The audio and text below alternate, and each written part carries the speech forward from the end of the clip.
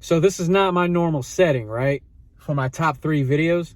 But man, it's been a crazy, hectic week. I got family in town from Brazil. Got a lot of things going on, a lot of errands to run. So on top of work, this is pretty much the only time I had to put together my top 3 videos. So with that being said, let's check out what made my top 3 for this week. So coming in at number 3 is Once Upon a Time at the End of the World, issue number 2. And I thought this was a really good book. It showed a lot of progression, a lot of story of where the boy and the girl, you know, they're getting a little bit closer, right? And they're making progression as far as their relationship. The one thing about this book that I mean, and I'm sure it'll come to fruition at some point, but the way that book number 1 ended with what I describe as not necessarily a cliffhanger, but kind of a cliffhanger. It just kind of left you in a state of, all right, what's that about, in my opinion? That was never really answered or addressed in this book.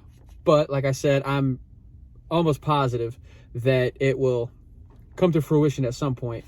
But that's really, if I wouldn't even call that a gripe. But if I was to say anything kind of negative, which that's not really the case, but just for a lack of a better term, that's what I'll call it. That's the only thing I would really say negative about this book. Now, this does introduce new characters, and man, what is their names? The Wasteland Rangers. So they're kind of like a Boy Scout kind of thing, but like way more hardcore. super hardcore. Like they will kill you kind of deal. But yeah, so you get a brief introduction to them in this book, so I'm sure they'll play a bigger role going into the future. But yeah, I don't want to give any spoilers, but there's, like I said, there's progression being made with the relationship between the two. You get the introduction of the Wasteland Rangers. So yeah, pretty good book, solid book. So yeah, number 3 for the week is Once Upon a Time at the End of the World, issue number 2. Now coming in for my number 2 book of the week is Strange Academy Finals, issue number 3. Now, I feel like this is making good progress. The one thing that stood out to me in this book that I like a lot is the fact that there's a part where Emily and her crew, they're up to some devious stuff, man. And they try to recruit Calvin. He resists. I'll just say that. He stands his ground and he resists. And towards the end, at the very end of the book, there's a little bit of a surprise that Emily and all of them, they're preparing for bigger things. I'll just say that. Bigger things, because they really have it out for the Strange Academy. So yeah, this has been a really fun book so far. I heard, I need to check into it, but I heard that this is actually the Strange Academy Finals is going to be cut short.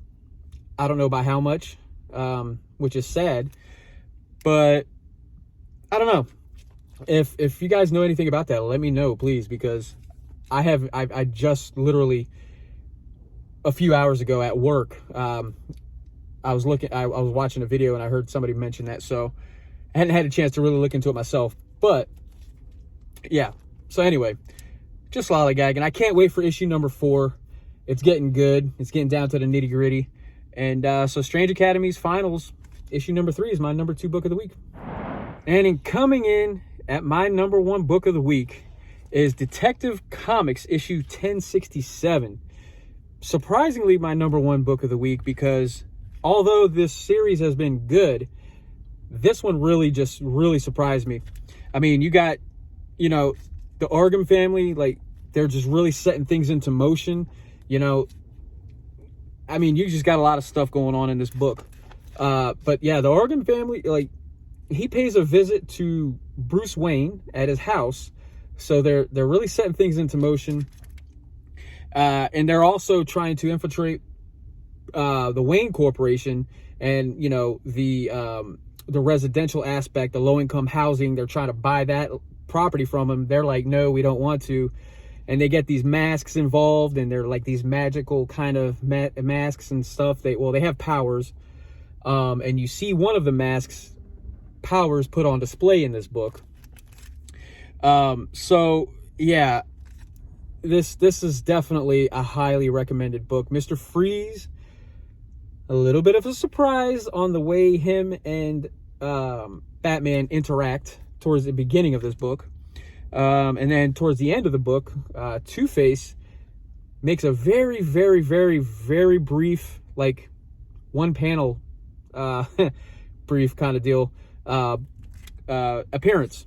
So I'll be honest, I haven't read the backstory yet, just the main story in here, but man, it's really good. I mean, the artwork on top of it, top notch. So yeah, Ram V, he's killing it with this, man. I can't believe I was actually kind of sort of down on this for a moment, but yeah, he pretty much brought me back with this book all the way. So yeah, man, Detective Comics issue 1067, man, is my #1 book of the week. Highly recommend checking it out if you haven't. So that's my top 3 books of the week. Let me know what you think about what my top 3 were. If, you know, that would have been your top 3, which ones would or would not have been in your top 3. And let me know what your top 3 books of the week are. And yeah, I'm going to leave my previous video right here. Check it out. Like, comment, subscribe, all of that good stuff. And yeah, I'll catch you guys on the flip side.